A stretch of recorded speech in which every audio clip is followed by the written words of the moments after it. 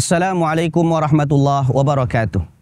Alhamdulillah rabbil alamin. Wassalatu wassalamu ala asyrafil anbiya'i wal mursalin wa ala alihi wa ashabihi ajma'in wa ba'd. Para penonton yang dikasihi oleh Allah Subhanahu wa taala. Manusia yang baik bukan manusia yang tak pernah berbuat silap dan salah dalam kehidupannya. Tetapi manusia yang baik adalah manusia yang ketika berbuat salah maka dia cepat-cepat meminta ampun dan bertaubat kepada Allah Subhanahu wa taala. Nabi SAW sabdakan, kullu bani Adam khata'. Setiap anak Adam bersalah. Setiap anak Adam pernah melakukan kesilapan dan kesalahan dalam kehidupannya. Sama ada lelaki ataupun perempuan, sama ada orang kaya ataupun orang miskin, sama ada orang awam ataupun orang alim. Semua pernah berbuat salah dalam kehidupannya. Namun sebaik-baik orang yang berbuat salah adalah orang yang cepat-cepat bertaubat kepada Allah Subhanahu wa taala.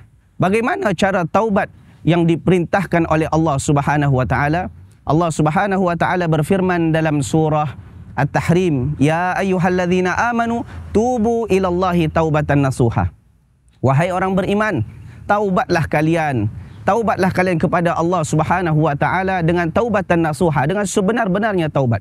Asa rabbukum ayyukaffira ankum sayyi'atikum wa yudkhilakum jannatin tajri min tahtihal anhar. Maka insya-Allah Allah akan mengampunkan segala dosa-dosa kamu dan Allah Subhanahu wa taala akan tutupkan aib-aib kamu dan akan memasukkan kamu ke dalam surga yang mana di bawah surga tersebut mengalir sungai-sungai. Bagaimana seseorang dikategorikan sebagai taubatan nasuha? Ada 3 kategori yang disebutkan oleh para ulama. Yang pertama adalah meninggalkan maksiat itu sendiri. Bagaimana mungkin seseorang dikatakan taubatan nasuha yang apabila pagi bertaubat, baru 2-3 jam dia ulang balik dosa yang sama?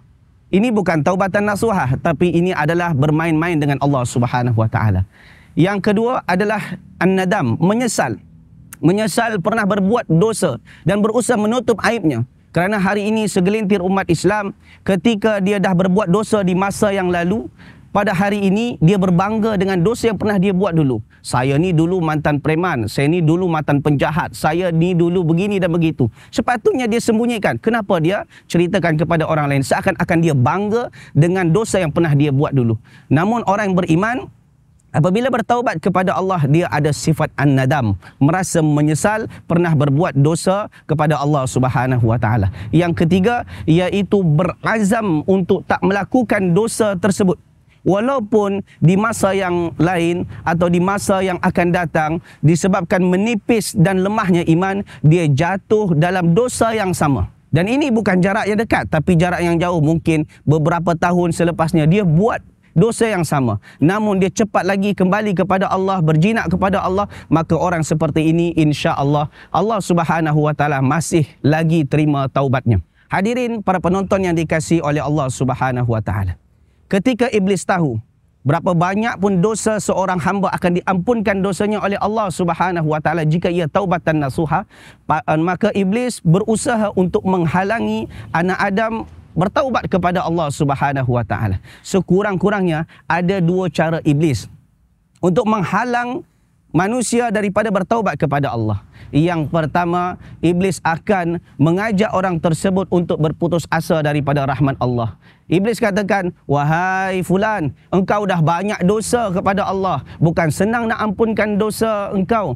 Oleh sebab itu terus saja bermaksiat, takkan ada kemungkinan bagi engkau masuk ke dalam surga. Maka orang yang dibisikkan oleh iblis, dia merasa putus asa dan merasa tak ada lagi peluang untuk terbukanya pintu rahmat Allah Subhanahu wa taala, dan dia tetap berbuat dosa sampai akhir hayatnya. Padahal Allah Subhanahu wa taala sebutkan di dalam surah Az-Zumar, qul ya ibadiyalladzina asrafu ala anfusihim la taqnatu min rahmatillah. Katakanlah hai Muhammad kepada hamba-hambaku yang telah banyak buat dosa, asrafu ala anfusihim, mungkin dosanya dah sepenuh langit dan bumi, dah sebanyak air di lautan. Kata Allah Subhanahu wa taala, la taqnatu min rahmatillah, jangan kalian berputus asa daripada rahmat Allah.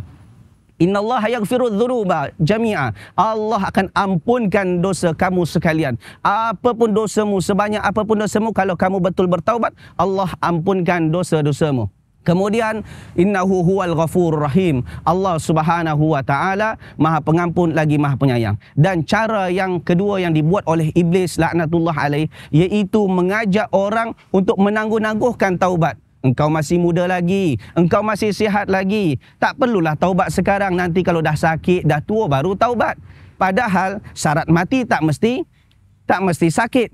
Syarat mati tak mesti tua. Ada juga orang yang sihat walafiat, fit badannya, ternyata dia lebih dulu mati berbanding dengan orang yang terbaring di ICU hospital.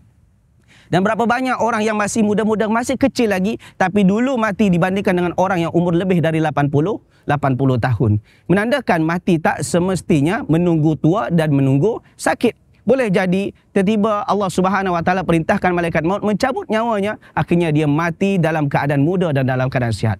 Padahal Nabi SAW sabdakan, innallaha yaqbalu taubatal abdi ma lam yugharghir. Allah Subhanahu wa taala masih menerima taubat seorang hamba selagi nyawanya belum ada di tenggorokan. Oleh sebab itu, jemaah dikasihi oleh Allah, para penonton yang dikasihi oleh Allah, kita masih lagi diberi peluang oleh Allah untuk hidup pada saat ini.